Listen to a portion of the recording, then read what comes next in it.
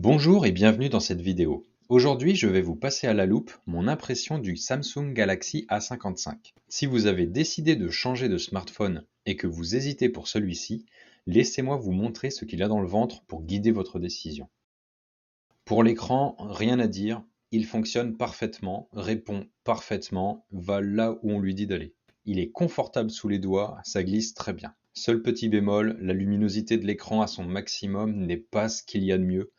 On voit l'écran en plein soleil, mais faut pas s'attendre à une bonne visibilité. Niveau puissance, encore une fois, rien à dire. Tout ce que j'ai pu lui demander, il l'a fait sans peiner. Je n'ai pas ressenti de latence, que ce soit en naviguant ou dans divers jeux. Il tient super bien la route. La qualité des photos et vidéos est plutôt bluffante pour un smartphone de cette gamme. Il est équipé d'un capteur 50 mégapixels et d'un système OIS pour stabiliser l'image. Que demander de plus? La position des capteurs est idéale pour faire facilement de contre-plongées à petite échelle. Il suffit juste de retourner le smartphone. Parfait dans mon cas pour grandir Marty et Doc. La différence va se jouer au niveau du soft. Pour un appareil milieu de gamme, le traitement photo n'est pas aussi poussé qu'un haut de gamme. Et inconvénient des Samsung, les photos sont réchauffées, embellies contre nature. Ça rend les photos moins réelles, ça perd son charme. Mais bon, s'il n'y a que ça à lui reprocher, on va s'en accommoder. Le son est, je ne peux le cacher, une belle surprise. Il n'a pas de vrai stéréo lorsqu'on regarde une vidéo par exemple, car la fente supérieure à peine visible en haut de l'écran fait office d'haut-parleur gauche, tandis que la fente cette fois-ci sur la tranche basse fait haut-parleur droit plus basse. C'est une configuration fréquente que je trouve inconfortable, mais là je dois dire qu'ils ont bien maîtrisé l'acoustique. Le son fait à peu près centré grâce aux basses. Mais pour les puristes, si on bouge d'un poil le machin, on entend que le son est plus fort à droite. Maintenant, je vais vous faire l'essai du DisplayPort. Bon, résultat sans appel, il est inexistant. La batterie. L'autonomie de ce petit bébé est plutôt satisfaisante. Avoir une batterie de 5000 mAh aide bien à tenir plusieurs jours. L'interface de la gestion de la batterie est également une belle source de renseignements. On peut savoir heure par heure qui a consommé quoi, et même sur plusieurs jours.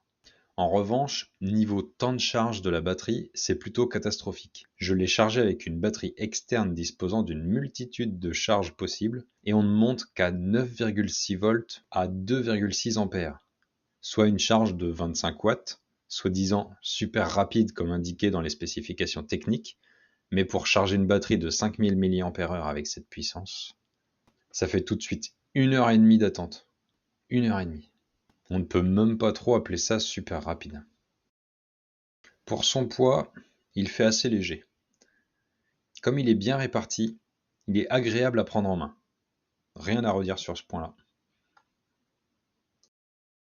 En charge, la température reste correcte.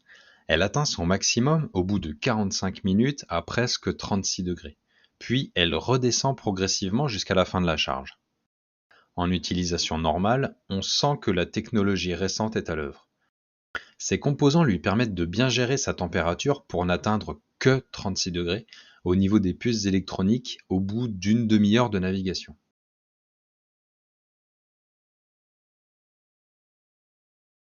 Le téléchargement de Genshin Impact est particulièrement long, presque 1 heure. Il y a beaucoup de data à télécharger. La température monte jusqu'à 33 degrés au bout de 30 minutes, ce qui reste acceptable. La mise en veille de l'écran doit beaucoup aider à l'atténuation de chaleur. Il reprend un petit pic de température à la fin pour le contrôle des données.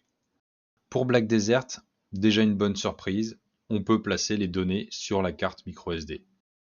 On voit la température progressivement grimper jusqu'à 30 degrés. Ça reste également raisonnable. Niveau jeu, encore une fois, c'est une belle impression.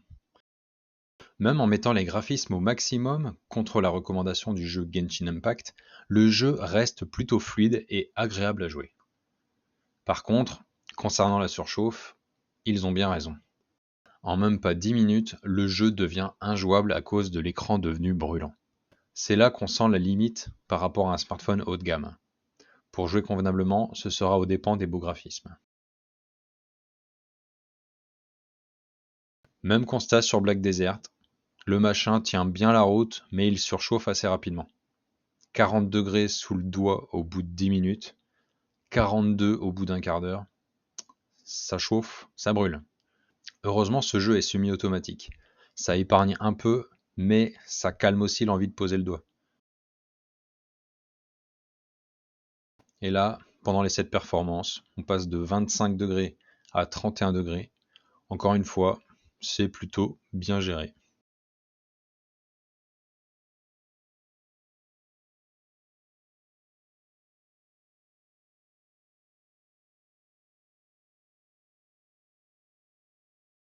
J'ai recensé plusieurs points négatifs à ce smartphone. Malheureusement, plus que de points positifs. D'abord, truc tout con, le capteur d'empreinte. Il est situé tout en bas de l'écran. Déjà qu'avoir un capteur d'empreinte sous l'écran gêne l'utilisation d'un verre trempé, alors en plus l'avoir aussi bas, il faut de la dextérité dans le pouce pour le choper et ne pas avoir peur de le faire tomber pendant la manip. Autre point négatif, le manque d'un port mini jack, pour le citer, bien pratique quand on a des écouteurs filaires. Ce smartphone n'est pas fait pour le gaming. Ça passe pour des petits jeux, mais bien qu'il gère plutôt bien les jeux gourmands, la chaleur qu'il dégage devient désagréable pour les doigts au bout d'une quinzaine de minutes. Également, lorsque je jouais, le haut-parleur situé sur la tranche s'est retrouvé plusieurs fois bouché par mon doigt, bloquant ainsi le son. Un petit détail qui gâche l'expérience du jeu.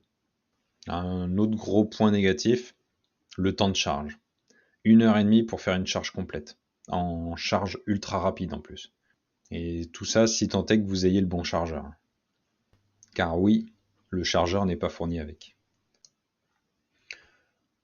Les points positifs, car bien évidemment il y en a. Le smartphone est équipé d'un écran confortable.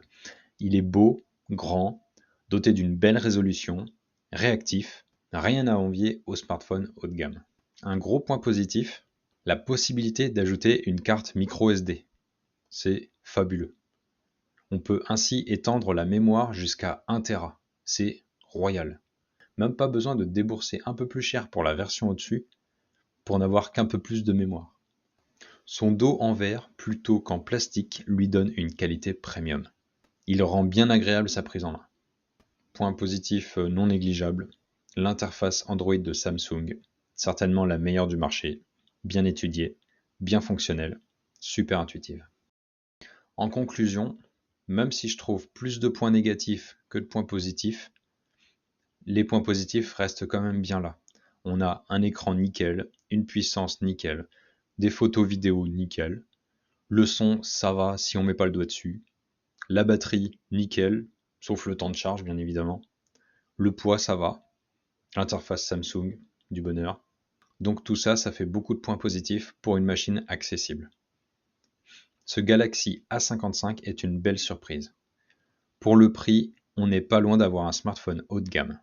Certes, il faut faire une croix sur certaines fonctionnalités comme le DisplayPort, le port jack, il a une chauffe gênante en cas de surutilisation, et aussi un temps de charge abusivement long. Ce sont des petits bémols pour une machine qui en a dans le ventre. Si ces points ne sont pas bloquants pour vous, allez-y les yeux fermés. Pour moi, c'est rédhibitoire. Si vous avez apprécié cette vidéo, n'hésitez pas à vous abonner, à la liker et à la partager. Merci d'avoir regardé cette vidéo jusqu'au bout. À bientôt.